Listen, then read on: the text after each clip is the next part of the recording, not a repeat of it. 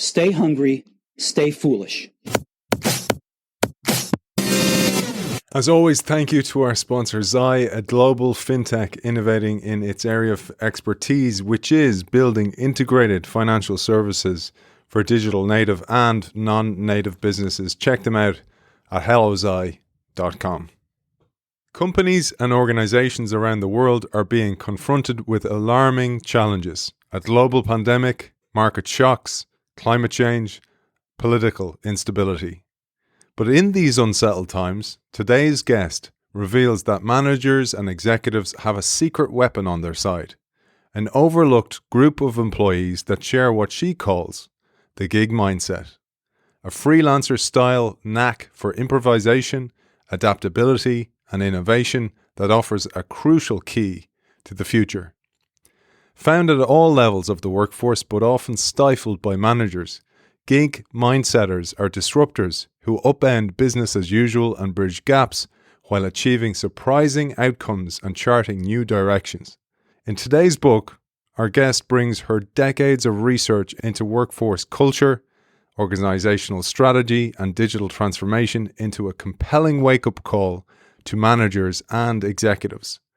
Long-term success and well-being lie in understanding and developing a gig mindset work culture in both organizations and in individuals. It is a great pleasure to welcome the author of The Gig Mindset Advantage: Why a Bold New Breed of Employee is Your Organization's Secret Weapon in Volatile Times, Jane McConnell. Welcome to the show. Hi, Aidan. It's a real honor to be here. You have a great Irish name, so we're going to claim you as one of our own, an Irish person. Actually, Aidan, my origins are American, the Midwest. I was born in Nebraska, and I now have been in France for well over half my life. And yes, I have origins that have an Irish name. I want to give a shout out to a regular listener, a huge supporter of the show, who introduced us as well, a guy called Paul Kurchina. Paul listens to the show regularly, great advocate of the show, and he introduced us kindly. Let's get into it. There is so much in this book.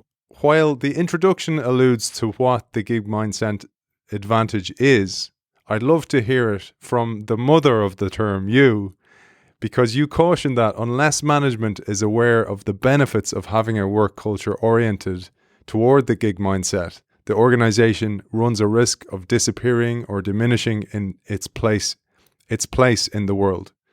Gig mindsetters are not troublemakers causing problems, even though some that you have talked to have experienced that reaction.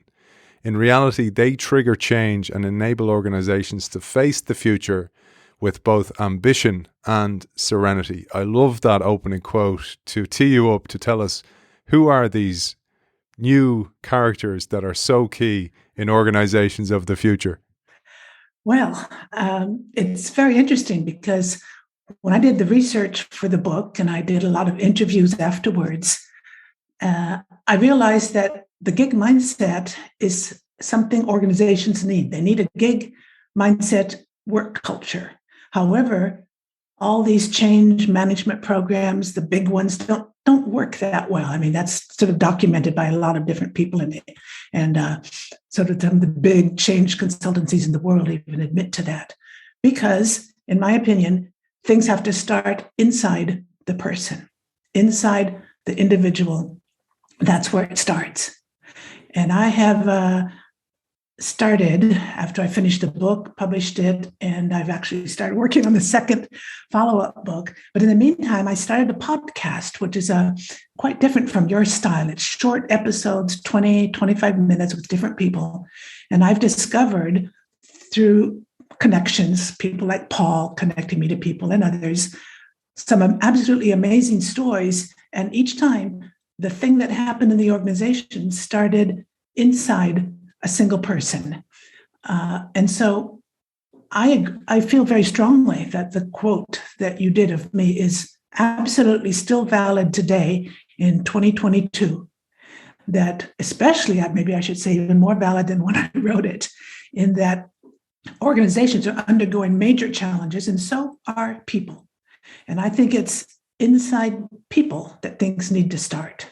Wonderful. And I'm going to continue on this because there was so many quotes that I pulled. I sent you my notes before the show to show you how much value I took from it. It was such a great read. And I pulled this quote, and you might expand upon this one.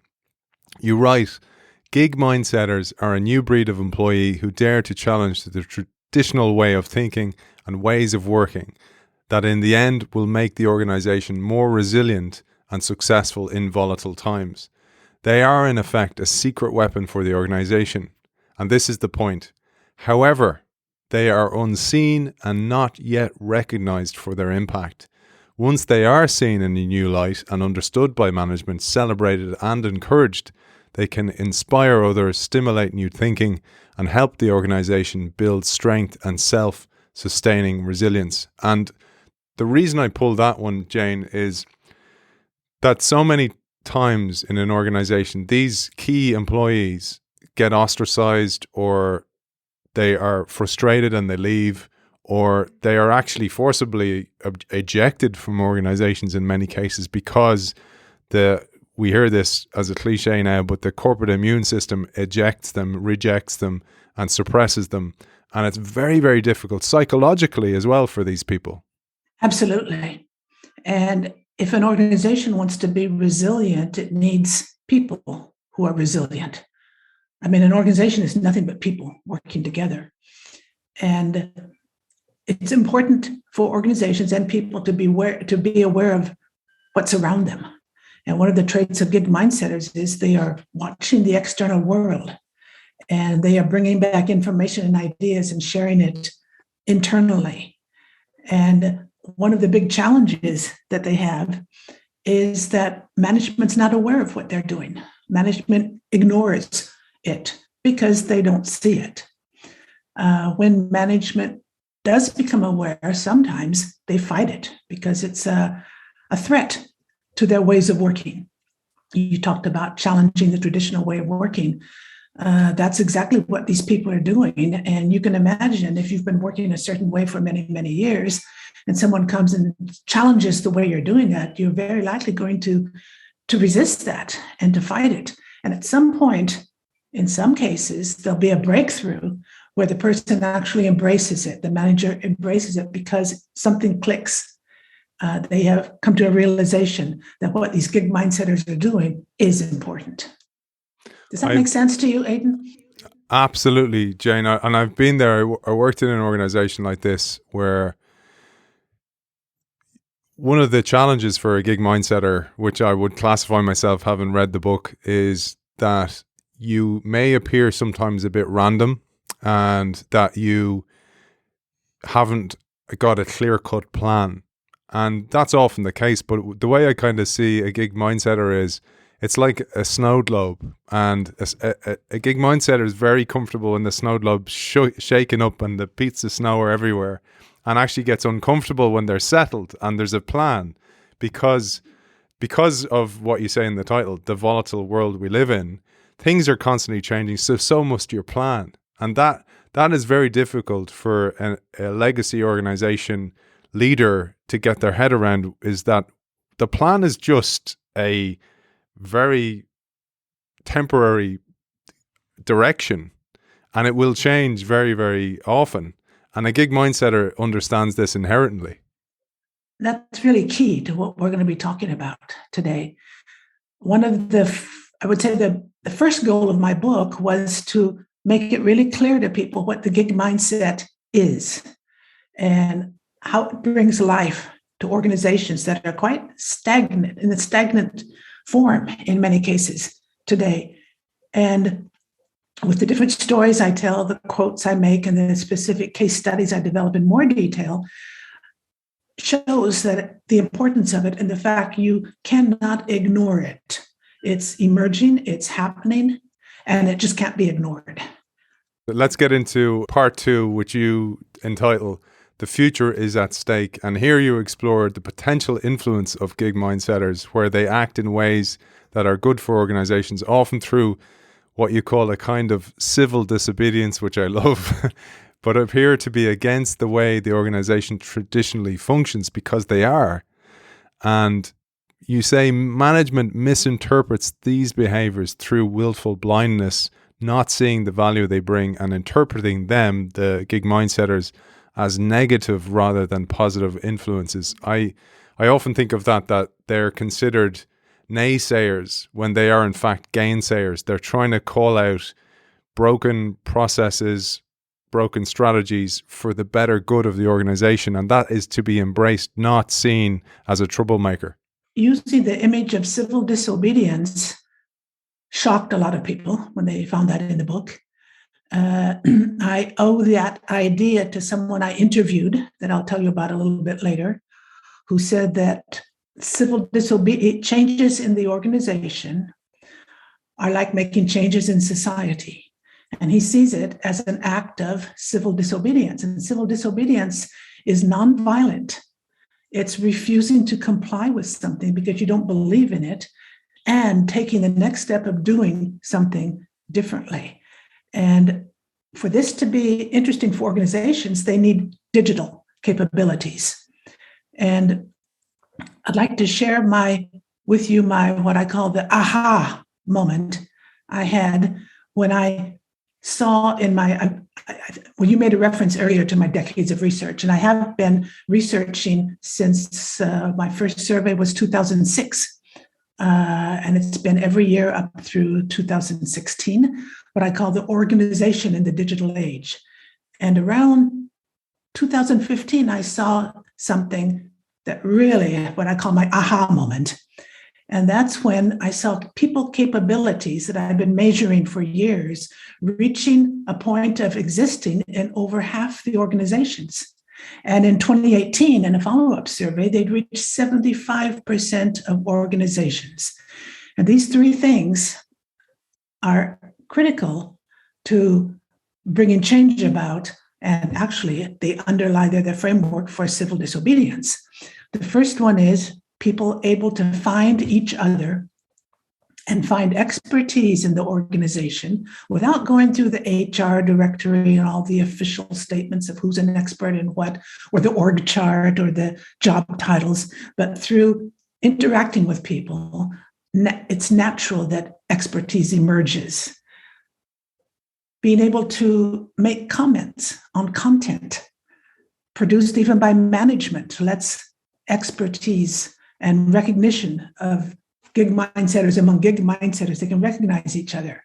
I worked with a telecoms organization for a few years. They're headquartered in Paris, and they told me this story. They had a CEO who was blogging.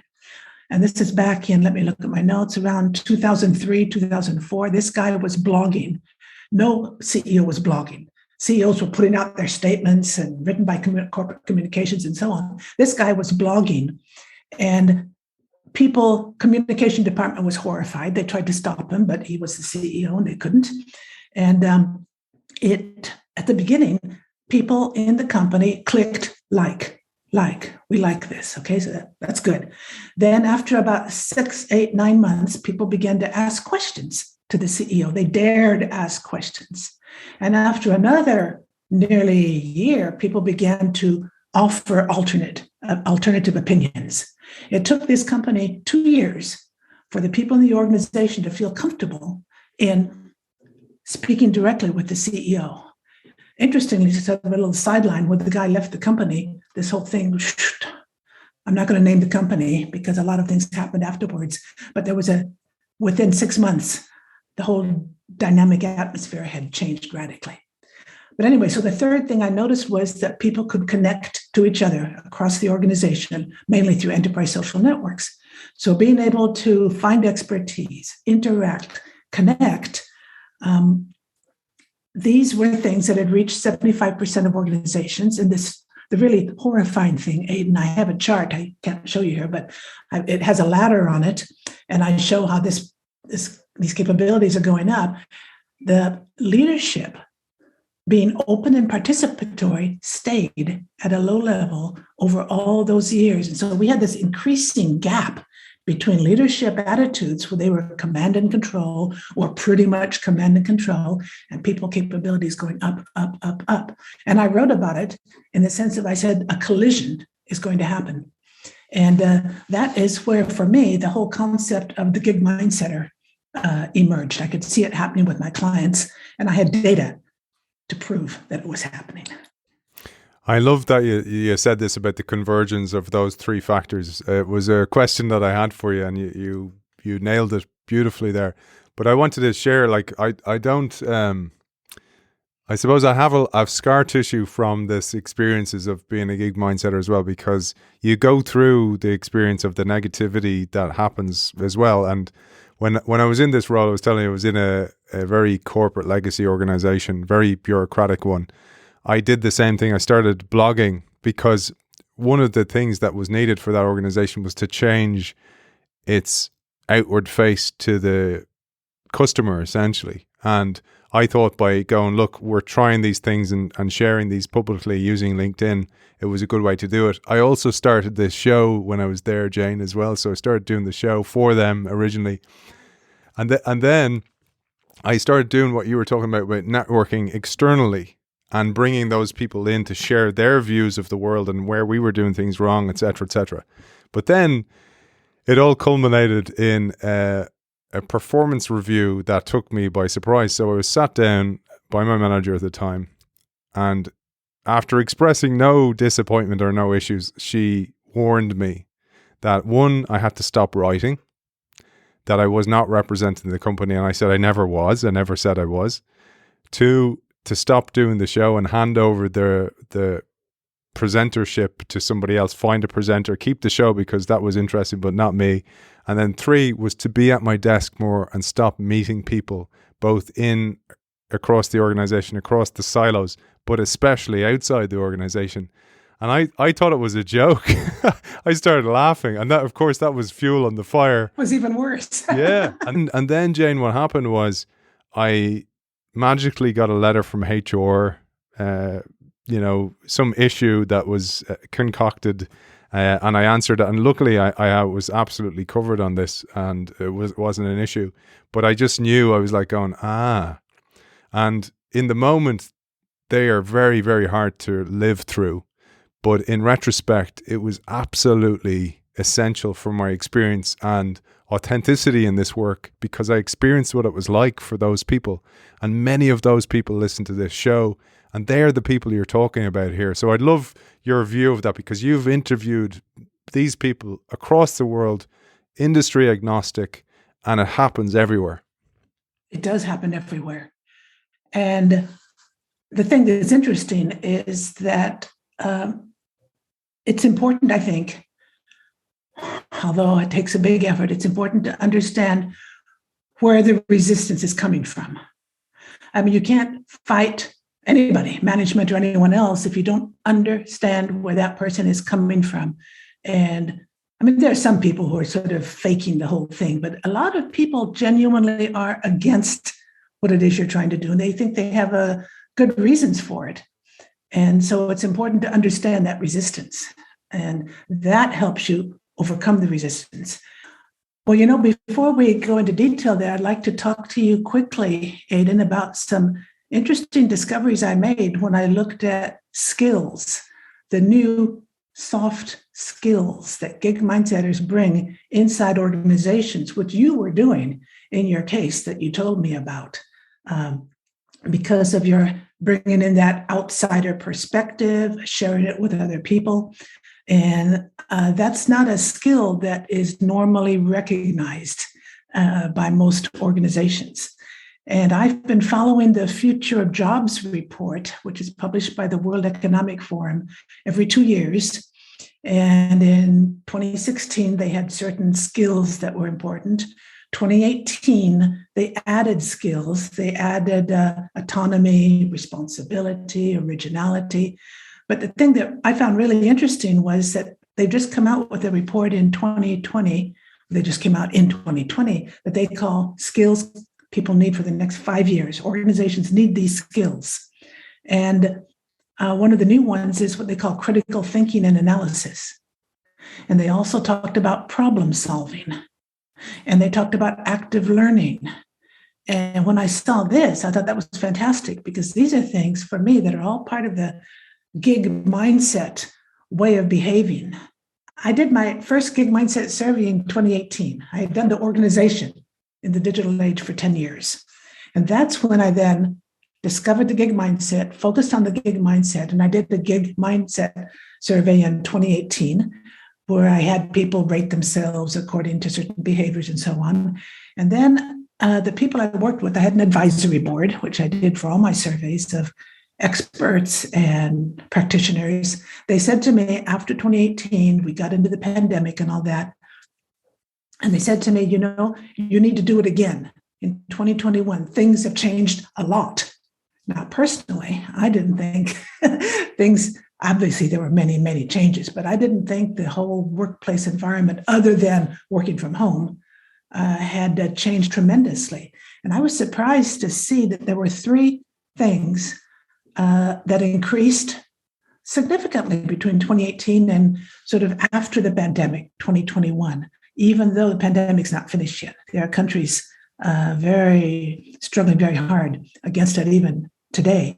But the three factors that changed were people were self-managing more. That makes sense. They were working from home. They felt encouraged to experiment and take initiatives. I think that might be because the supervisor wasn't there looking over the shoulders. But the thing I liked the most was that people felt they had been rewarded for solving problems.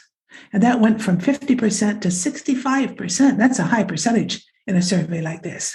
So there was something happening. I mean, there was a recognition on the part of management, be it slow, that some of these changes are important and bring benefit to the organization. There's a quote there that encapsulates that I loved, that I'll share with our audience. You said, gig mindsetters with a strong sense of self can potentially influence the people around them. They see issues that others do not see and take action to solve them. They have an outsider perspective because of their interest and participation in external networks and events, and they are able to bring this perspective back inside their organization. They cross borders inside the organization, and they establish horizontal flows of information and energy, as well as flows from the bottom up. They bring new soft skills that you mentioned into the organization, especially those relating to autonomy, resilience, stress tolerance, and flexibility. And we'll come back to the resilience because that's a huge point you make. But I wanted to share a beautiful term you coined as well, which is inside outsiders. Because here you say the clarity and objectivity of the outsider combined with the in-depth knowledge of the insider. It's that blend of those two things that makes a gig mindsetter so valuable to an organization. Absolutely. And for me, that's I don't know what to call it, a trend, or it's a behavior that is absolutely business critical today. I interviewed a guy in India who's sort of a mid-career manager. I don't know what his age is, but he's not beginning in the company and he's not in senior management. So I would call him mid-career. This is what he said to me, that he decided to position himself internally as an external advisor. And I quote now, he said, knowing that in the future, permanent jobs will be replaced with gigs and projects based on skills and aptitude, has enabled me to adopt a consultant mindset. That was the term he used, a consultant. I'll say a gig mindset, but he said a consultant mindset where I can see things from within the organization with the eyes of an outsider. It allows me to see things in a new light. And I think his conscious effort to do that is something that people who want to bring change in their organization can think about. See what's happening around them inside, but imagine they are an outsider trying to understand that.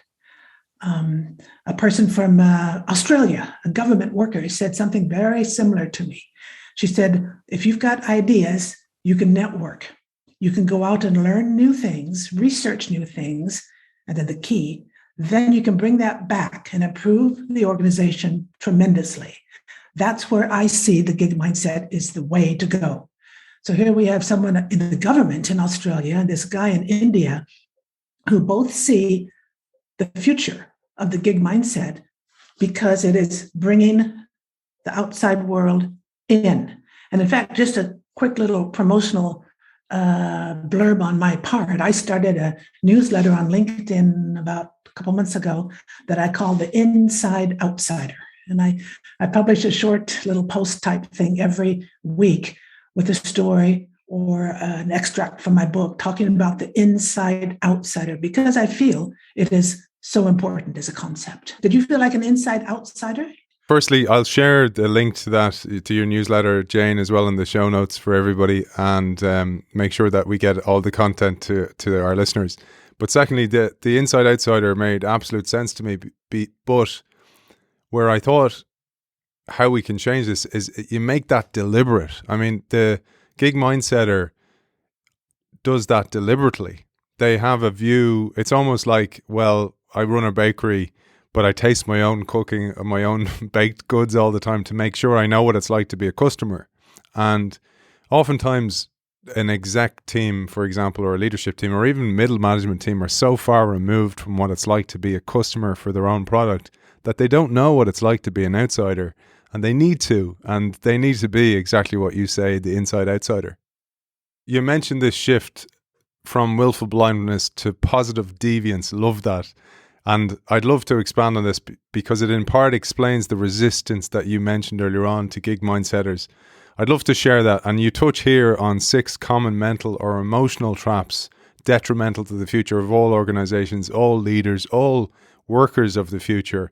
They are pride in past successes, dependence on best practices and benchmarking, fear of losing power, fear of speed, a false sense of safety in the silos, and living in filter bubbles. I thought they were absolutely key, absolutely prevalent, omnipresent in so many organizations, but actually drivers towards extinction for many organizations. I'd love you to unpack this.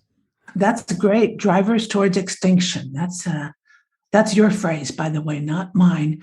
And I'll add it to my next Please. book. Drivers towards extinction. That's exactly what it is.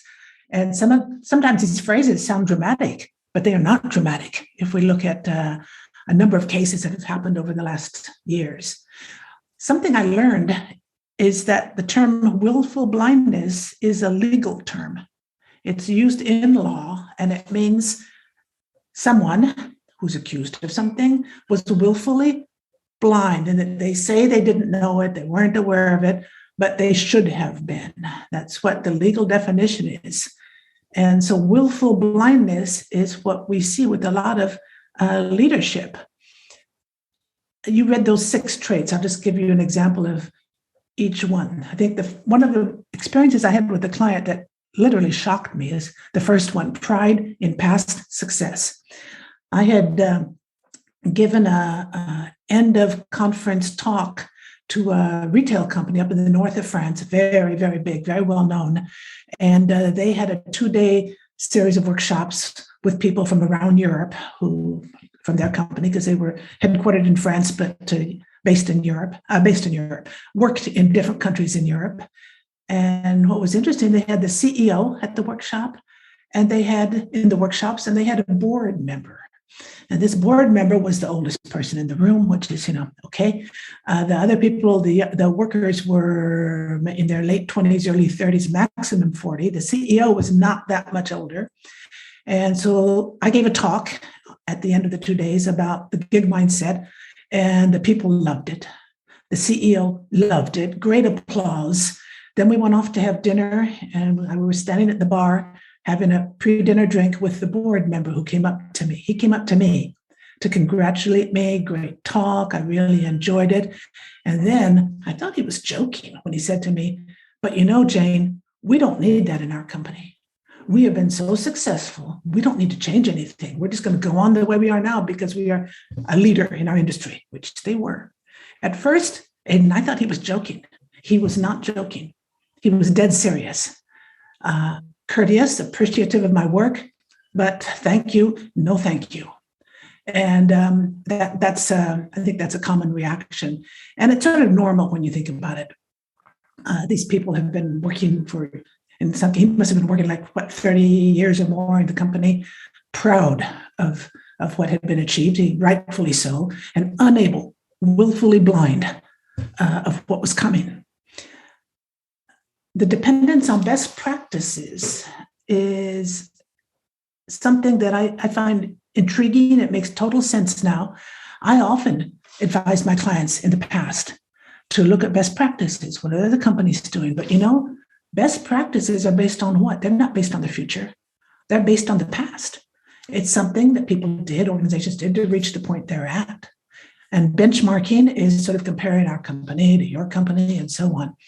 And this is all based on the past. And there's a corporate strategist and author, a guy called C.K. Prahalad, no longer living, but Prahalad had done a lot of writing, and he was famous for some concepts he created. He said, looking forward is more important than looking backward.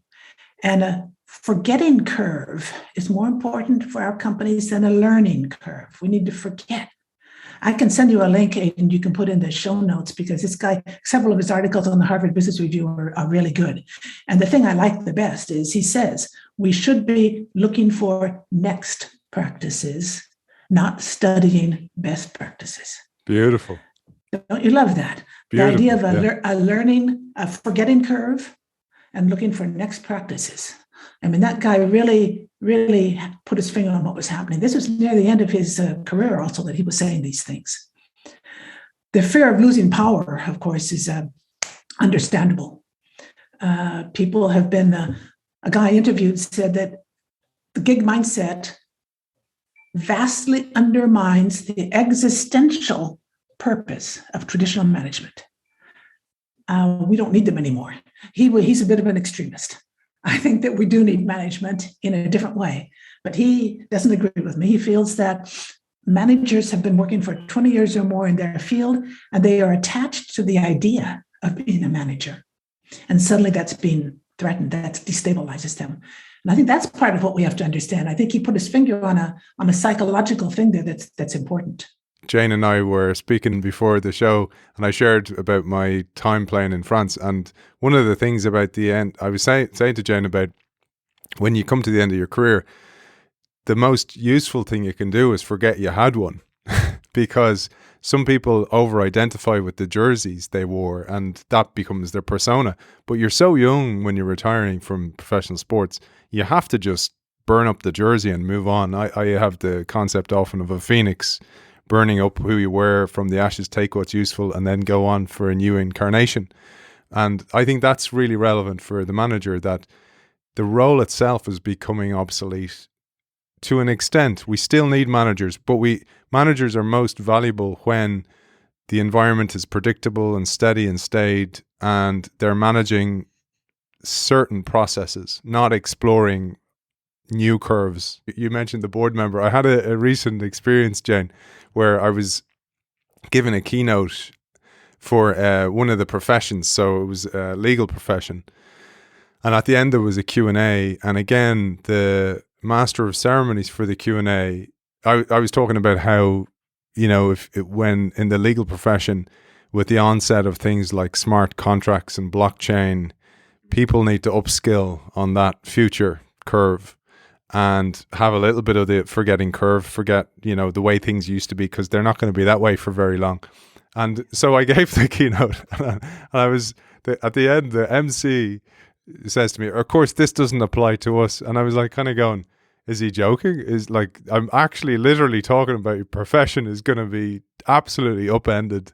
And then I thought, actually, same thing as your board member. This man was in his later years, towards the end, near retirement. So he didn't want to know about the upending, and he didn't want to be part of that. He just wanted to ride out the rest of his career. So I absolutely get that. There's a huge psychological aspect. Yeah, it's discouraging to think that maybe what companies need to do is wait until these people retire, because in fact, that may be too late also. Again, we'll get back to civil disobedience. You need to do something now.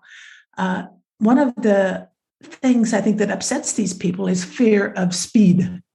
Things in the past were slower, they're more predictable. You could determine the path you're going to take. And in my survey data, I found out that people with the higher gig mindset, based on the scores that we had established, the higher the gig mindset was, the faster they saw change happening outside, and the slower they saw it happening inside.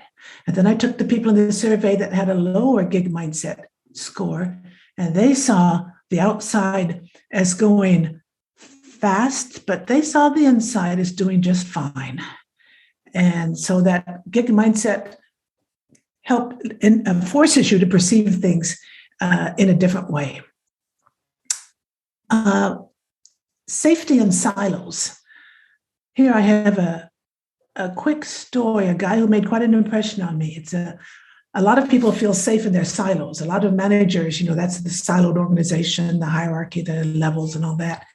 And he came to, I used to have a practitioner group in Paris. We would meet every month. And I would invite people that I knew from my network to come and talk. He's from a huge German company. He came and talked to us. And at one point he said, silos are fine.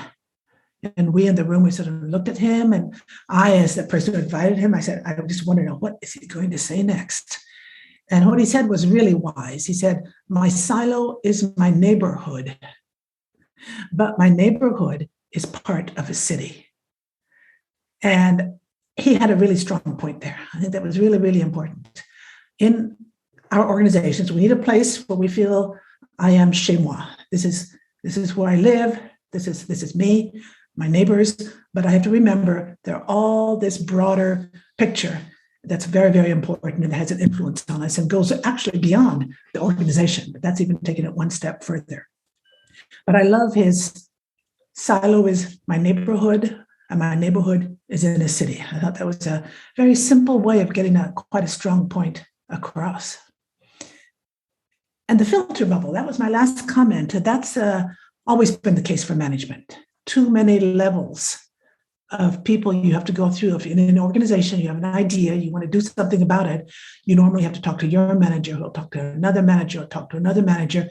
And by the time it gets at a certain level, it's probably been diluted down too much.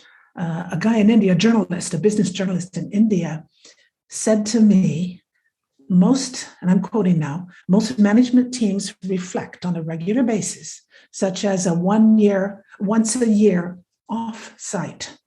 There's a lot of song and dance, and then they go back to doing what they did before. What they need to do is watch what's happening at the boundaries of their organization, look at the outliers, we can say gig mindsetters, who are chipping away without their realizing it. And this is from a business journalist in India. They have quite a lot of operations. He knows firsthand a lot of the top business people, in India. And I think he has a good vision of what happens to management when they plan for the future once a year and then they go back to the office. Does that all make sense? Absolutely. I love that last one. I have a concept of that. The way I visualize that, I'm very visual with these things and use metaphors a lot to explain the work we do.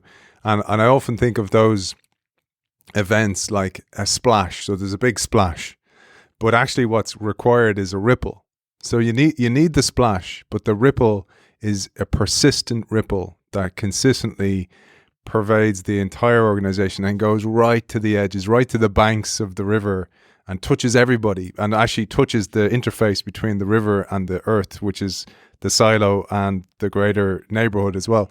I think that's where this work is so important, and the splash is still important. I think the announcement that this change and recognition of the gig mindsetters across an organization, or the initiatives that worked and the initiatives that we tried and failed, all that's important as part of the splash, but it's the ripple is where the magic happens.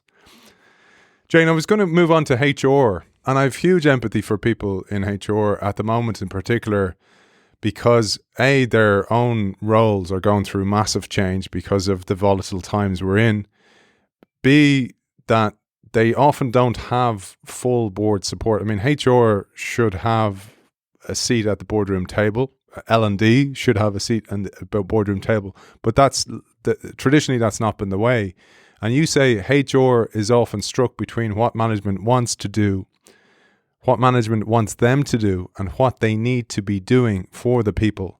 HR is the one function that can connect management worlds with real actions. I thought that was a key point that I'd love you to expand upon. I came across that idea. I discovered that idea from my survey data back in 2011. My survey was 100 questions. It took people an hour to answer it, and people did answer it because they got a 100-page report afterwards. And it was the only report coming out in detail at that point in time about the digital workplace, the organization in the digital age. And so I got a lot of incredible input through that. And in 2011, I saw that HR was practically never cited as a member of the digital strategy board or the social collaboration inside the organization. But then, like a year or two later, I looked again and I saw that HR was beginning to lead social collaborative and digital initiatives in the organization. And when they did, those organizations were well advanced compared to others. It was like there'd been sort of an awakening, and the HR function, because it's close to people when it's working well, can really bring change about, much more so than IT, even though IT is moving in that direction these days. If you have HR driving some kind of desire for change that relates to people, it's likely to succeed. I talked to someone in an HR person in the financial industry in Canada, and she said to me, the whole idea of a gig mindset has to be modeled from the top. So you need leaders who are comfortable working with or leading people who know more than they do, and putting themselves in a position of being partners as opposed to the boss. And I think HR is recognizing that they are partners with people. And it's tricky. Sometimes I think they're caught on this sort of tightrope between what management wants them to do and what they feel they should be doing for people. And it's a tricky position. And I think some of them are breaking out of it and going towards the people's side or finding ways to bring the two sides together. I think potentially they have a lot of, really positive potential for organizations. They can bring a lot of benefit. There was a line that I pulled that absolutely resonated, and I experienced firsthand again in not one organization, but several that I worked in, everyone that I worked in. And that is what you said there about there's always somebody in the organization working, the outliers or the gig mindsetters across the organization, trying something beneath the radar. And I've done this myself. And while it's useful, it doesn't really go that far where you don't involve management. And the reason you don't involve management is you say the people pushing to bring about change often do not involve senior management, feeling that their participation is unnecessary. In these cases, senior management may have a sense of losing control because the traditional steps for agreeing to objectives and strategy and for setting up projects and associated schedules are shortened drastically, or in my case, certainly skipped altogether. And the idea there was the time it would take me to get people on board, I would have the project done and finished and an actual MVP out there with some really experiential data to tell me what was going on. And that was just killing me to actually go through that process. And this is what you find with a lot of gig mindsetters. That's absolutely what you find. A good example I came across that I found really inspirational, and this is the guy who from whom I got the civil disobedience term as a concept, was they were a very large company, big industrial company, and literally I don't know today, but at the time, a couple of years ago, there were 200,000 people. They might be down to 180,000 now, I don't know, but they are huge. And there were people all over the organization doing things that were exploring sort of different ways of working, but they weren't aware of each other. He was, because he was actually looking for it. And so he set up a social network and an internal social network, an enterprise social network, and invited these people to come and share their experiences. And they did, and it was all great. And then they decided they wanted to do something to get management involved, because so far management wasn't involved in any of this stuff. So they did something I would call in real life. They organized an event out in the open, by say out in the open, outdoors, on a big green space, around where executives had their offices, executives up on higher floors. They could see down onto the lovely park area. These people came in and they created like a carnival, a festival with posters and stands and drinks and snacks. And people were going from stand to stand, sharing their experiences. And then a top guy came downstairs and said, "What's going on? What's happening?" They explained to him. And he said, "But where is HR? Why is HR not here?" And they explained politely, I believe, that they didn't see a need to involve HR. And they told me afterwards, HR would not have brought any, in their case, HR wouldn't have brought anything to what they were doing. And they were trying to get voices. They believe that change comes from the fringes, it comes from people, and that it flows up to management. We mentioned earlier on the term resilience, and you highly emphasize this, building proactive resilience, and you show how the gig mindset builds proactive resilience, essential in these volatile times. You tell us the gig mindset enables reachability, meaning that everyone is able to reach and be reached, and is necessary for organizations in order to mobilize and act effectively when faced with unexpected events. There are two elements that you find especially relevant to our exploration of the gig mindset, and they are horizon scanning and adaptive capacity. I'd love you to unpack these two. I love the terms, and I can see how relevant they are for the gig mindset. Great. I think that they are very, very important too. I agree completely with you. The horizon scanning in particular is something that, as I said earlier in our conversation, just doesn't happen enough. And someone I read said that horizon scanning means we're looking for evidence of the future in the present, that we're looking for traces, signals. They may be weak, but they are dynamics that are occurring now that may evolve to influence the way we're going to live and work in the future. And as you know, that's how I discovered the gig mindset, as I explained earlier. I saw these patterns of people capabilities, the management down here. And I think that was, for me, those were the emerging signs, the evidence of what was going to be what was going to start happening then, and I think will continue happening even stronger in the future. And horizon scanning is, well, we talked about it already a little bit, but I'd like to tell a story, or just a quick example from a guy interviewed on my podcast. He talked about orchestrating space to create competitive advantages. And his company is Steelcase, which is a sort of, in a traditional description, it's furniture, architecture, technology products. And he talked about orchestrating space to create competitive advantage. And he talked about how when they have the free reign to design an office from scratch, they will, of course, have a lot of glass. People can see each other. They can see what's going on. And they have spaces where people can exchange ideas that they've heard, what they've been thinking about, and so on. And they always put management offices in a visible place. This is quite different than most companies, with transparent, part of the windows, walls transparent. And he laughed and said, "You know where we really put them, Jim? We put them between the people and the coffee machine, because we know they will see the people going by. They can step out, grab someone and talk. Someone walking by will feel more likely that they can knock on the door, go in and talk to this head person." And so I think that's part of the sharing that needs to take place when people are discovering things about the future. They must be shared. They must be shared at the very top level of the organization, and they must be shared at the edges of the organization. So I think horizon scanning is important.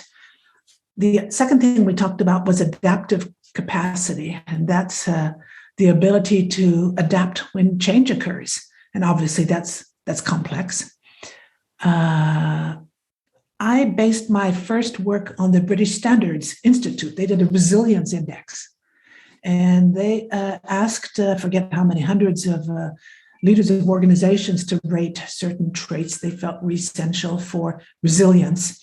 And adaptive capacity and horizon scanning were two of those traits that were related as so-so in terms of importance in the first year in 2017, and they went up to the top in their index in 2019.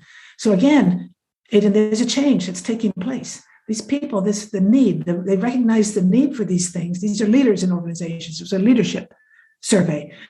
From going to the bottom of a requirement to nearly the top is a big deal. They were also asked, what's your performance like, your organization's performance in these things? And that was way down at the bottom. So we have the beginning of a recognition there that we need to be able to adapt. And we need to be able to do that. We need to be scanning the horizon. And I think it's always fun when I see something from an external source, especially an authoritative source like the British Standards Institute, that completely correlated with my research. When every year, starting in 2013, I asked people to rate their degree of agreement with this statement: our organization can rapidly respond to major events or transitions, market changes, competition, economy downturns, environmental or disaster events. They had to rate from strongly agree to strongly disagree, 5 degrees, the standard thing. And back in 2013, only 25% agreed. And unfortunately, when I went up a little bit, but by 2018, there was still only 35%. And so that corresponds somewhat to what the British Standards Institute found: the ability to adapt, to know what's going on and to adapt to it is not high in organizations. The third point that I made there is something that has struck a lot of people, which is what I call reachability. And I wrote an article about it for the Drucker Society forum blog, and it caught a lot of attention. In an organization, people need to be able to reach other people, both directions. Anyone in the organization should be able to reach other people in the organization. Information needs to flow in different directions in an organization. And in my work, from the beginning of my survey, with my client work, and in lots of people working on what we call the digital divide, organizations where from a digital viewpoint, they're sort of the haves and the have-nots. And it used to be a criteria of what I call the desk-based workers and the non-desk-based workers. It can also be the center of the organization versus the edges of the organization, where you have this digital divide.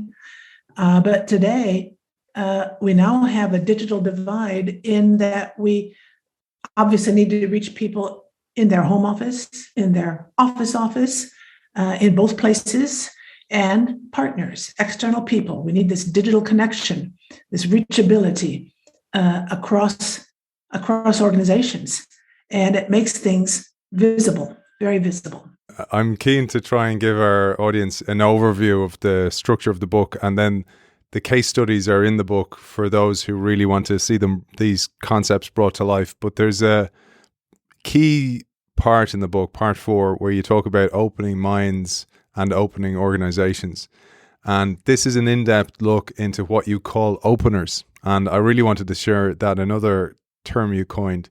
These are ways to trigger new thinking and actionable initiatives to help cultivate a gig mindset work cultures. You say openers are the first step, an essential one. They are reverse leadership, accountable decentralization, fast learning that you mentioned earlier on, improvisation, work-life balance. And I'd love us to explore these 5 ways to open minds and create the means for building a gig mindset and thereby more resilient organizations. And I'm going to tee you up with a beautiful quote, one of the many, Jane, that I've pulled from the book. You said, building a gig mindset is both an individual challenge and an organizational challenge. You need to open minds. You need to open organizations. This means reducing old barriers that you mentioned earlier on and transforming ingrained ways of working that have existed for decades. So I'll hand it over to you. Maybe you'll unpack each one of those at a high level. Reverse leadership is based on what I call wise ignorance and encouraging a spirit of contradiction. And I like very much an organizational theorist, Carl Weick, if you're familiar with his work. And he talks about how contradiction is the best way that we can prepare for an uncertain future.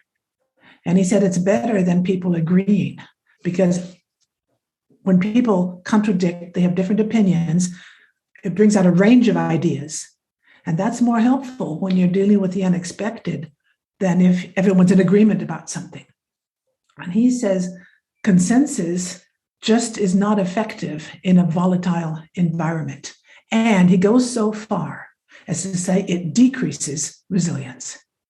I think it's a strong statement, and I think it's this whole idea of reaching consensus is just not the way to go today. And I think that's a strong takeaway for people. I have a quote here. It's a beautiful one. It says, "Resilience depends on decentralization. When decision-making, knowledge, and power are located in a single place, the organization is slow and fragile.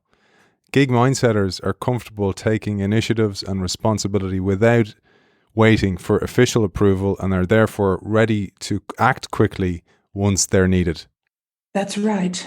And for accountable decentralization to really take meaning and really last in an organization, the organization needs some fundamental principles, strategic guidelines that are very high level, but enable people to think, is what I'm doing now, does it fit with those guidelines? Does it contradict a guideline? Is it in the main direction that we want to go? And then people can be freed to make their own decisions. I call it freedom in a framework.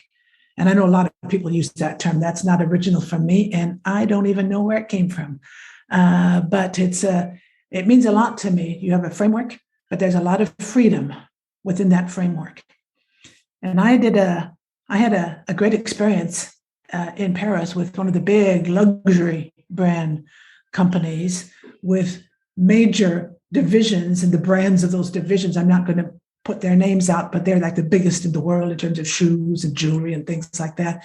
And headquarters decided we need to have a single digital workplace. So we're going to bring together the individual leaders of the workplaces for these different brands and work together. And it was quite a challenge.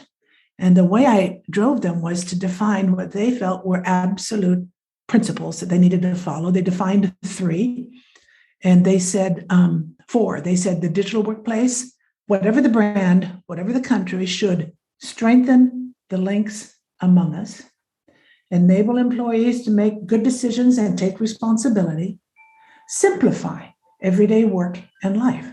Those are great principles for a digital workplace. And beyond that, each brand could do what they wanted to do. And to make a long story short, in the second meeting we had afterwards, like 2 or 3 weeks later, the biggest powerful brand came to that meeting sort of uncomfortable, saying, I'm really sorry, but we've decided we can't go with this group project. We're going to stay with what we have now. And of course, it was resistance. And someone said, not me. Honestly, it was not me. One of the other people there said, let's take a look at our principles.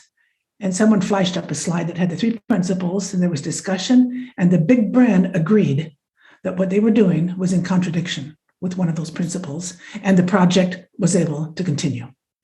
And that's a story I love, because it's for me, because I experienced a case where freedom within a framework was the answer to keep that thing going for the organization. I'm going to tee you up for fast learning, because there's a lovely idea in here. You say fast learning is a result of connected people interacting, sharing information, and developing skills in the natural flow of work. It makes organizations more actively alert to what is happening around them, thereby increasing their resilience. The awareness and sharing are part of the gig mindset. Yeah, fast learning is not the way people used to think about learning. And just going back briefly to my data, for a number of years, I asked the question, how easy is it for you to, or for people to learn in the natural flow of work inside your organization? And this is a really, really exciting point, in that from 2013, where people said fewer than 20% said it was easy, to 2018, we reached 64%. The fast learning in the flow of work had been increasing very fast. It was one of the fastest trends in my research. And I thought that was very encouraging. learning in the natural flow of work. And it's the way startups work. In my research, I didn't keep my research to the big mega players like my luxury brand in Paris. I interviewed a woman who works in a startup with maybe 100 people based in, I think, London. And she said, there's no training in our company. There's no user, there's no manuals, there's nothing. When you come in, all you are supposed to do is go around, talk to people, learn what they do, find out what they think you should do, and ask loads of questions. She said, it's a better someone who comes in and asks a lot of questions is going to last longer in our company than someone who comes in and doesn't say anything. And so that's the whole way. It's a company of 100 people. And you might say, well, 100 people, that's easy. But I think the spirit that company had can be applied in different ways to other organizations, not putting things out and this is the way you do things, but talk to people, find out how they do things, find out how that could help you or not help you. Yeah, I love that. And you see it on big organizational transformations such as Microsoft, where Satya Nadella encouraged learn-it-alls, not know-it-alls. That whole concept really struck me. But one of the things that I thought about gig mindsetters, because this is a reality, unfortunately, for many gig mindsetters listening to the show, is that they find themselves sneaking their learning in. So it's almost, well, I'm so overloaded with work, or I'm so overloaded with bureaucracy at work that I don't have time to learn on the job. So I have to actually find times in my own time, during my family time, at weekends, whenever it is. Sometimes I sneak off to conferences. My organization doesn't even pay for those conferences. And isn't that such a tragedy? And it's a reality for so many. That's something that we won't go into detail here, but it's the way Sanofi Pasteur set up a learning initiative in their organization that they call Learn, Apply, Share. And it made individual initiatives in learning become part of the job by following a little process, a light process, and it became part of their job. And I think, as you suggested earlier, it's nice to encourage people to discover these case studies. The Sanofi case is a really interesting one. I covered it in an article I just was very happy to have published in the Harvard Business Review that came out just a couple of days ago. Congratulations. Thank you very much. Is that your cat? My cat is looking for something or else enjoying our conversation. Gig mindsetter trying to escape an organization. Probably that's it. I hope you have a special thing in your editing tool, remove cats. No, we'll leave the cat in. It adds reality to the situation. Yes, yeah. I can hear the wind chimes as well. I know you said it's very windy in Provence at the moment. The cat is exemplifying this. Working out loud is an extremely important aspect of the gig mindset. And this really tugged at my heartstrings a bit, because I found that most times I worked in a gig mindset or worked on emerging projects, I did it in quiet. I did it in silence. I did it in secret almost. And that whole idea of don't ask for permission, ask for forgiveness, which is unfortunate, but was the reality at the time. But this needs to change. And this is the whole idea of working out loud. And you tell us it is important to understand that working out loud is a practice independent of technology. An example you share from NASA of working out loud long before digital work environments were the norm powerfully illustrates how it is a mindset independent of technology. Wernher von Braun, head of the Marshall Space Flight Center, part of NASA, set up a system for working out loud half a century ago called Monday Notes. It's based on paper, pens, and a duplicating machine. I thought we'd share this because I'm sure gig mindsetters who listen to the show, who run teams, will absolutely love this story. I loved it when I came across it. I came across it on the website of a space historian, a guy who's been writing about good stories about space for, very long time. And what the deal is, what Van Braun did was he had his people every Monday send him a one-page note, just one page. It was forbidden to have more than one page. And you had to list what you had done the previous week, the successes, the concerns, and the questions. And he then made comments on these papers. As we said, it's not digital. he made comments on these Monday notes, sent them back to the people who wrote them. But before he sent them back, his assistant photocopied them. And the notes were shared across the organization. And so there we had the bottom-up feedback of here's what we did, here's what we're thinking about. Reactions from the top, okay, fine, I hear this question, what do you think about this? And then shared the whole thing across the board. And I think that's a fantastic example. And I understand, again, from the Space Historians blog that when Van Braun no longer was in that job, the next person who took over tried to do the same thing, but it wasn't the same because he made it an institution. And it became something that wasn't nearly as fluid as when Van Braun did it. And Aidan, I have another case that I can't remember if it was in the book or not. I think it probably was. A woman from Latin America contacted me and she said, we're working out loud using whiteboards. And I asked her about that. And what she did was she encouraged people in her company to have a whiteboard that was visible from the window of their office. And you just write on the whiteboard what you're doing or what your meetings are about or what's happening. And people could walk through the halls, look at the whiteboard and get a sense of what's going on. And more whiteboards started popping up in the organization. And pretty soon it became the way of working. Whiteboards were the place to go if you wanted to know what other people were doing. And again, it's that philosophy of sharing. And an advantage about sharing with people who are not on your team is that you will get feedback and reactions and ideas from other people in the organization you wouldn't have thought could contribute to your project, and they can. You can't possibly know everyone in the organization who can help you. And by sharing what you're doing visibly, those people will be able to contribute to your success. I'll share a bit of my childishness to Jane on the idea of the whiteboards. When I worked in one organization, I used to have fun. Anytime I was in a meeting room, I'd write on the whiteboard Project Thunderbolt, and the whole idea was see if that message would come back to me, see what the information flow was across the organization.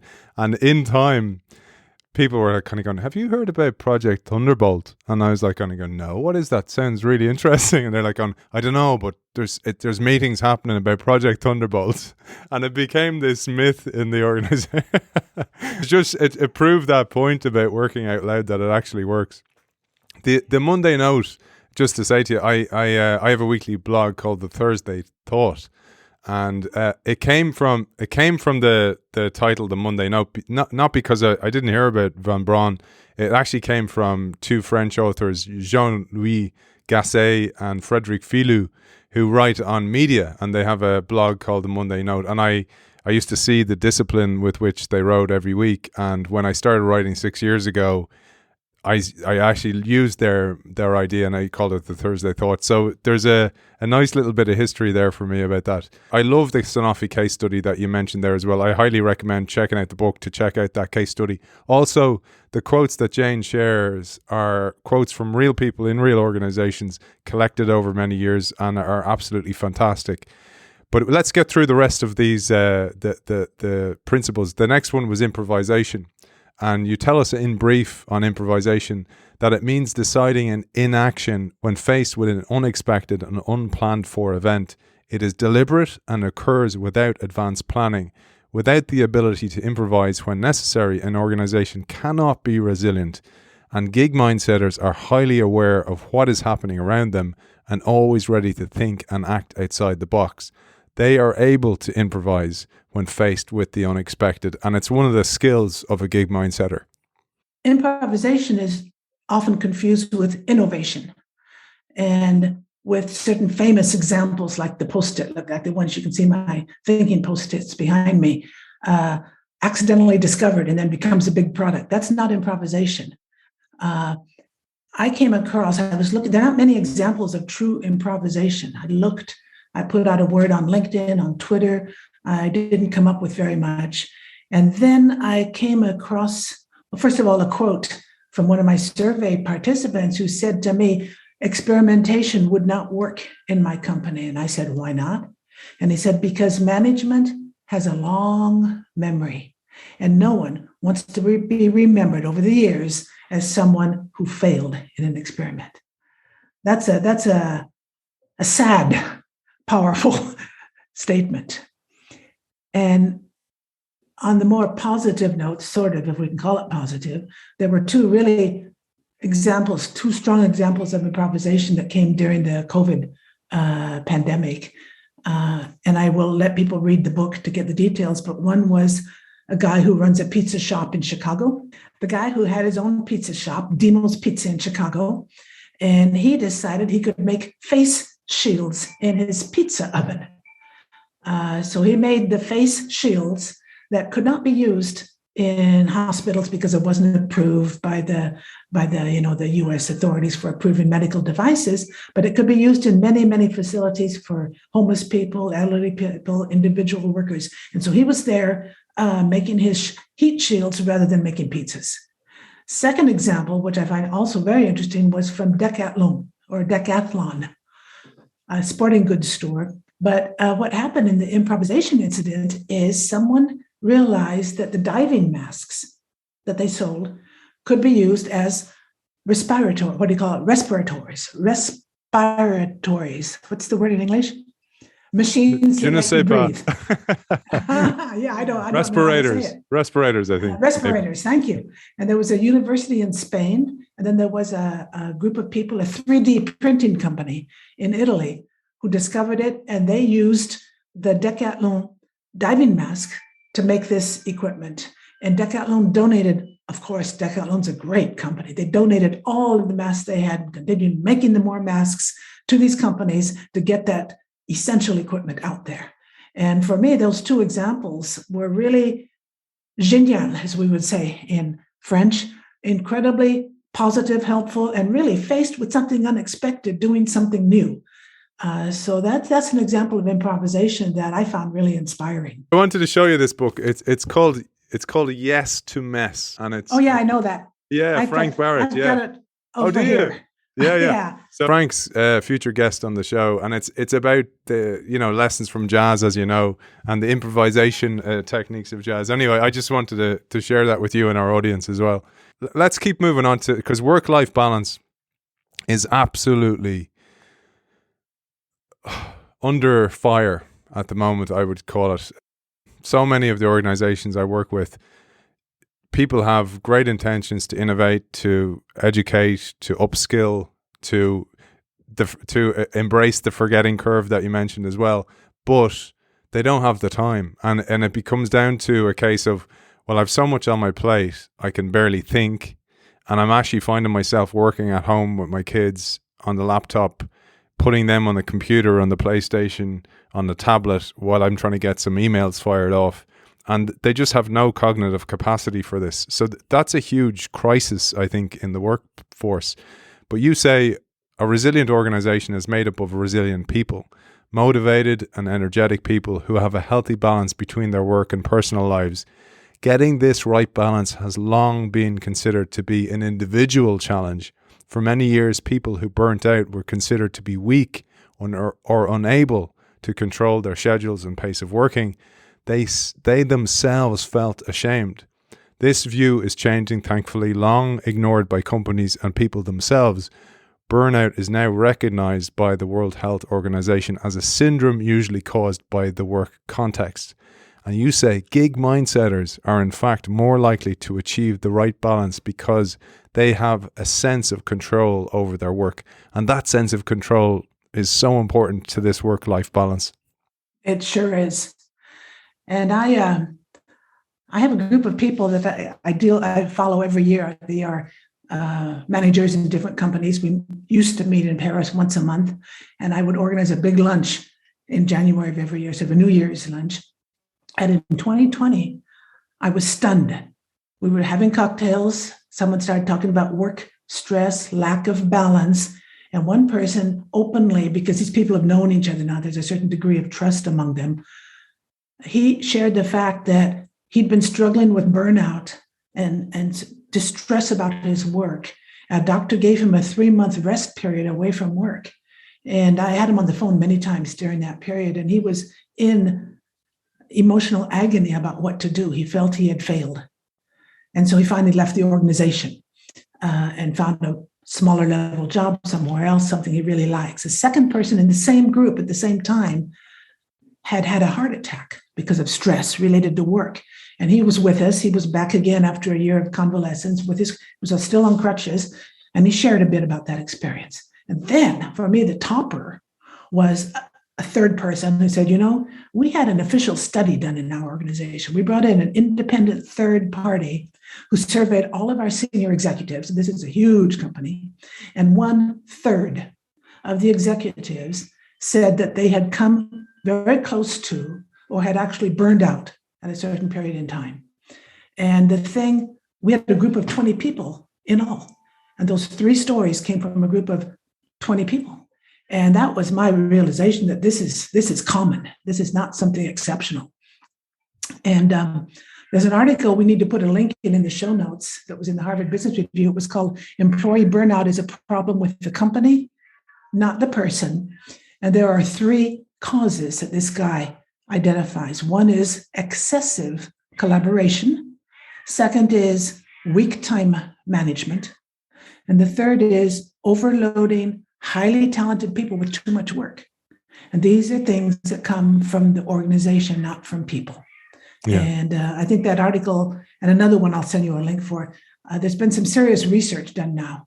And the thing about gig mindsetters is they have a certain control over their work. They insist on it. They manage themselves. And if they're not able to have that necessary degree of control over their work, they will probably go to another organization where they can.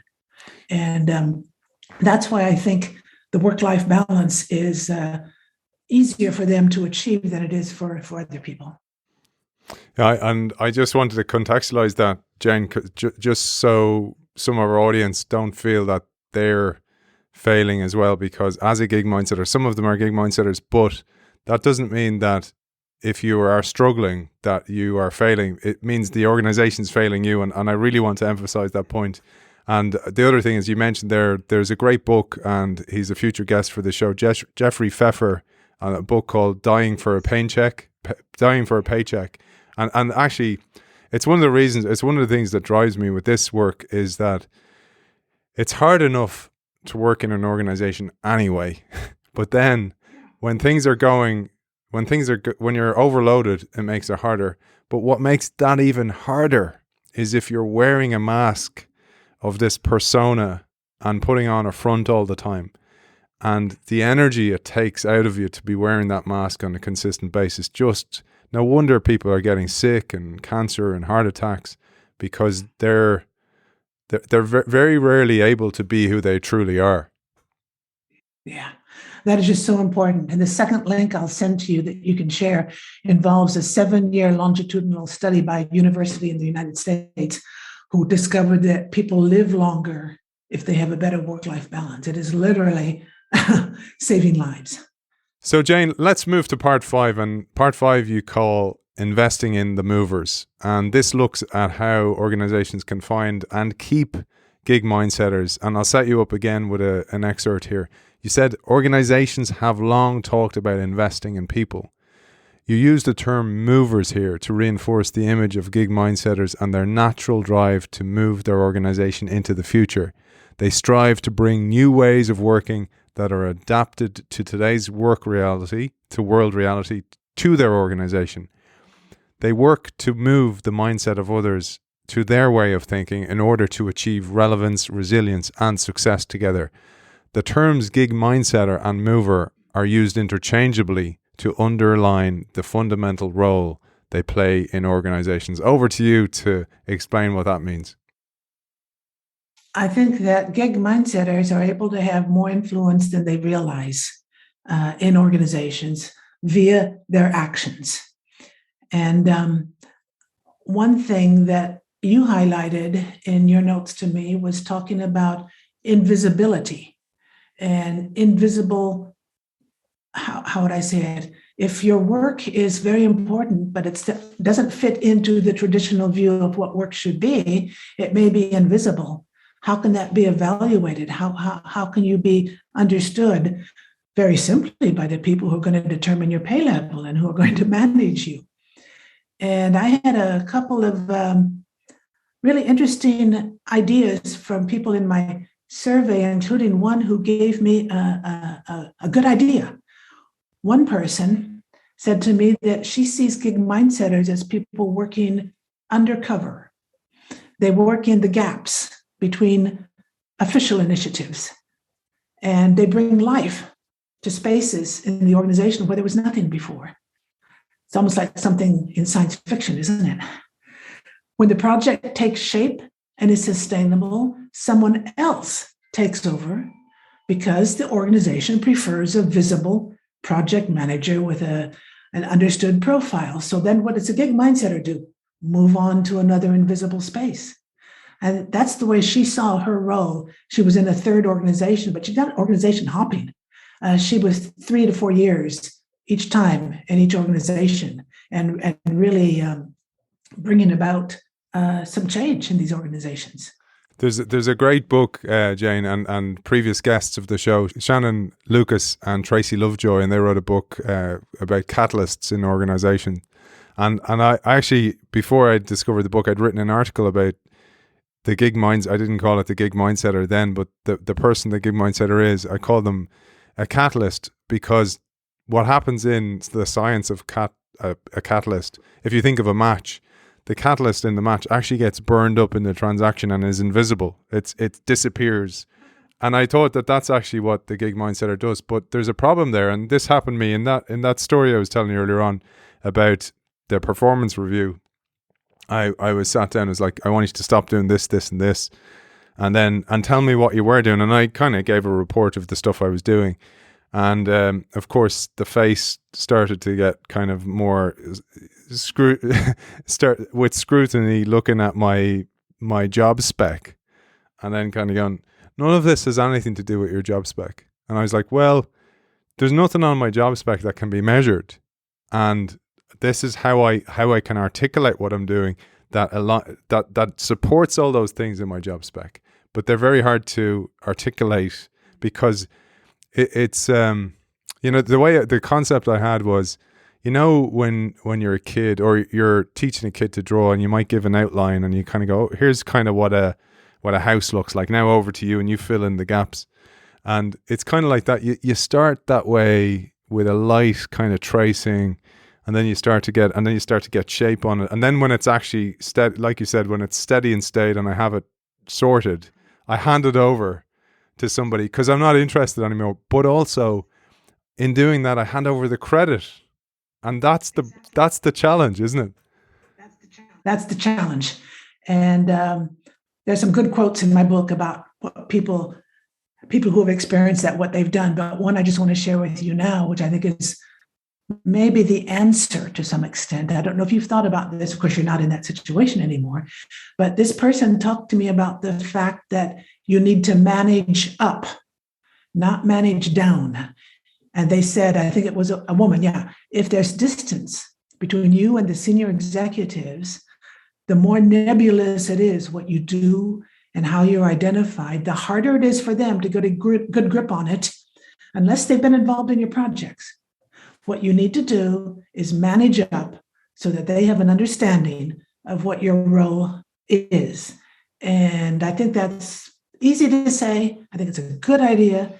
In some cases, it's probably hard to do, but I think it's something most people don't think about. You manage your team, but are you managing the person who's managing you? Did you think about that when you were in that context? Yeah, and I tried, and it was difficult to get an audience. That was the difficulty. And like you said, the reachability wasn't there. And when the reachability wasn't there, I didn't have any air cover. And when I was exiting that organization, I had a talk with the people who hired me at the higher level, and I told them my experience, and they said, why didn't you talk to us? It's like, I tried to get, and they knew in a way the ruckus that I would cause, and it was almost like an experiment.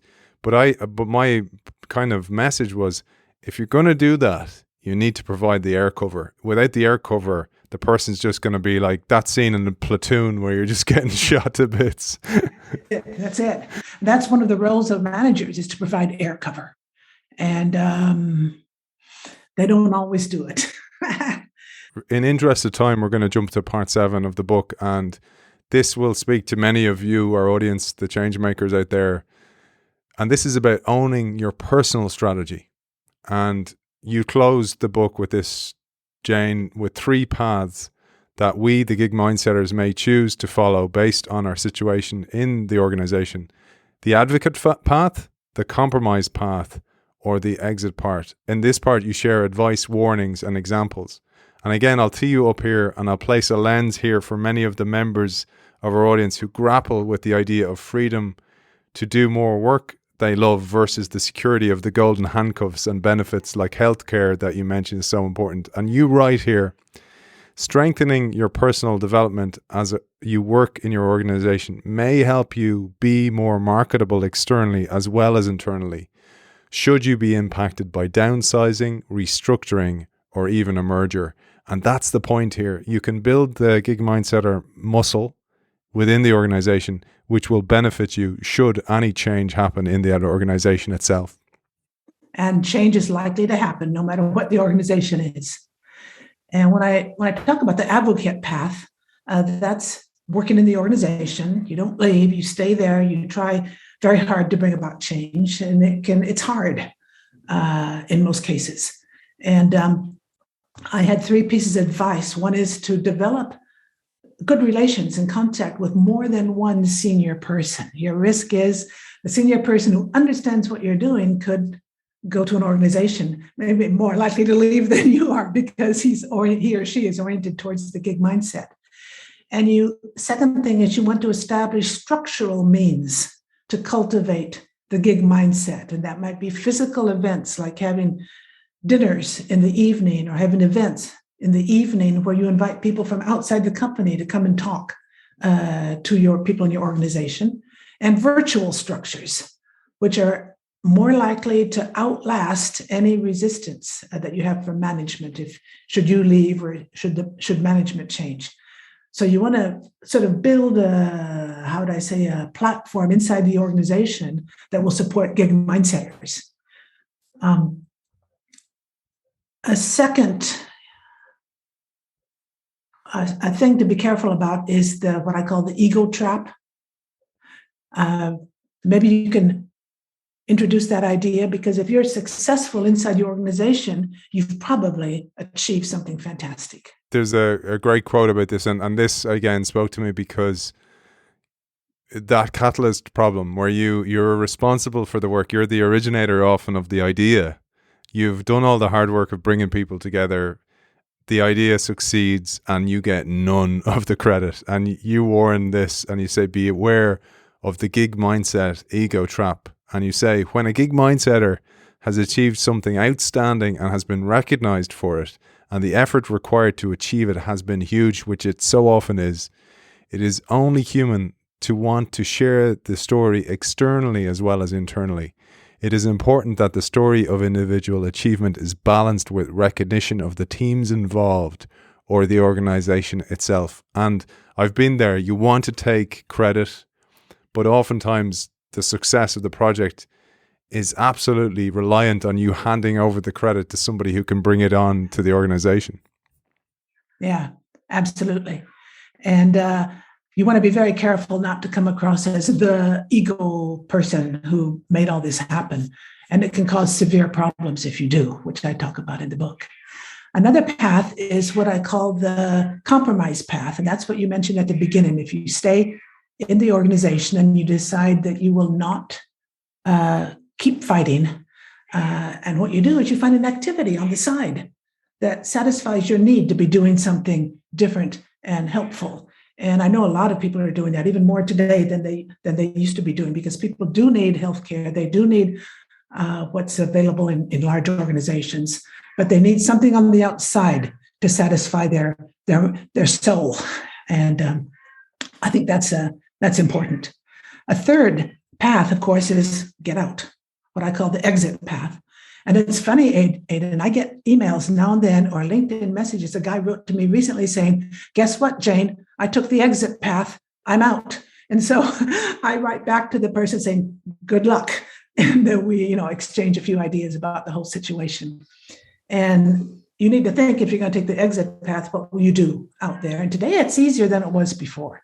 There are lots of people starting new organizations, small companies, a lot of companies looking for people because people are leaving companies. And so this whole what's maybe over talked about in the media, the great resignation, I think there's a lot of truth there, and there's a lot of movement right now. And so it's a time when you have opportunities out there. And these are hard decisions to make, especially if you have a family to take care of. But they're things that you need to think about. And if you're inside the organization, you can think about, do I want to benefit from this and be as versatile as I can and move around doing these different things so I see these different mindsets and work with these different people so that when I leave, I'll have a broad range of experience? Or do I want to think in terms of building, crafting a career where I sort of manage people and I go up and up the career ladder? And it's two different ways of operating. And I think it's important to think about this even while you're still in the organization before you leave. Like, you can take that in both ways. I talk about in my own book the concept of build capability before you need it. So should the rug be pulled from under your feet, there's another rug there. You've already built the muscle. And the same thing with the gig mindset. If you are a gig mindsetter, start to experiment while you're in the organization. Build that capability before you actually have to jump. Almost have some clients set up before you go and leave, so you don't have that kind of real crisis. And I thought, Jane, I have a final quote I'd love to finish on, but one of the core concepts of all this work, and one that's very, very obvious from your work, is fear. And you had a revelation on fear for us. And this is fear for me to leave the organization and become an external gig mindsetter. This is fear of letting go of the past, that forgetting curve. This is fear of senior management and the resistance that they show because of fear. Fear is prevalent so much in so much of this work. What's interesting, Aidan, I have to give credit for that discovery to Art Kleiner, who read my book a little while ago and sent me a fantastic message, which really made me feel someone like him appreciating my book and my work is, of course, very uplifting. And in his message to me, he said, the problem is not lack of a gig mindset, but the way people internalize fear of others to the extent it becomes habitual. And I suddenly thought, he said my book addresses these fears in new ways. And of course, he continued a little bit, which I was grateful to him for bringing that out because I hadn't focused on fear so much. And then preparing for our conversation today, I went through the book and looked at different examples. And I suddenly realized Art put his finger right on the pulse. Typical of Art, put his finger right on the pulse of what I was doing unconsciously. And I think it's something that people need to work on. And I think it's going to be improving. I think that people are gaining a sense of purpose in what they want to do. I think the pandemic has been helpful for that. People are suddenly thinking, do I want to spend my life on the commuting to and from work? Do I want to spend my life doing the job I'm doing now? Maybe not. Maybe I want to think again about my purpose in life. Organizations are thinking about their purpose thanks to all the climate disasters we've had recently. And so there's a whole sense of purpose coming into organizations and to people's minds. And I think it's important to overcome whatever fears we might feel. And I have fears myself about certain things regarding my success of my next book, for example. I'm concerned about that. I have a certain fear. Maybe I'm sure you know what that's like. And I think we all have to overcome the fears that we have and move ahead. As Marcus Aurelius says, you have to move the way nature is leading you, your nature and the nature around you, and not worry about what other people are thinking and doing. And I think that's absolutely true. We have to move in the direction that we feel we should be moving, regardless of what obstacles we have and what fears we have. Beautiful, beautiful. Jane, I have a final quote that I'll quote, and then I'm going to hand to you to close today's show. Before I quote you from your book, where can people find out more? I'll share all the links that you mentioned. I'll ask you please to send me those links and I'll put them in the show notes for people to find. But where can people find you directly? They can find me directly on Twitter. My name is NetJMC, at NetJMC. And I have two relevant websites. One is called boldnewbreed.com. And then I have my traditional website for the last, I don't know how many years, netjmc.com. And I'm on LinkedIn, of course. So I'm easy to find. And I really, really appreciate communication with people. Beautiful. Okay, well, I'll share those links. And I'm going to give this final quote, and then I'm going to come to you for your final message, your call to action for our audience. So when you were exploring the gig mindset and when you were exploring organizations, you said you found this cohort of people, and you said there were always a few people who stood out from the others, people who dared to do things differently because they believed there was a better way. Although they were full-time salaried employees, their behavior seemed counter to the way most people work. They were at ease taking initiatives without prior management approval, uncommon behavior in most organizations. A few went so far as to get people together to tackle a problem without their supervisor even knowing there was an issue to be solved. Now and then, the issue crossed organizational silos, but these people ignored the traditional protocol of starting with a manager-to-manager agreement and just jumped in, spontaneously working together on the challenge. That was the quote that I absolutely loved. What about you? What's your final call to action for our audience today, Jane? Well, I guess my final call is that people need to follow what they feel within themselves is the right thing to do. And they need to do their best to involve other people in that to the extent that they can, and to move forward on that, be it personally or from an organizational viewpoint. And as I said at the very beginning of our conversation, the whole thing starts with the individual. And I think if we all become more aware of our sense of purpose, what we want to do in life, and move in that direction and communicate and bring people into it when possible, I think we can make a big difference in the world. Author of The Gig Mindset Advantage, Why a Bold New Breed of Employees is Your Organization's Secret Weapon in Volatile Times, Jane McConnell, thank you for joining us. And thank you for having me, Aidan. It's been a great pleasure. Awesome. Génial. Parfait. And as always, thank you to our partners over at Zai, a global fintech innovating in its area of expertise, building integrated financial services for digital native and non-native businesses. Check them out at hellozai.com.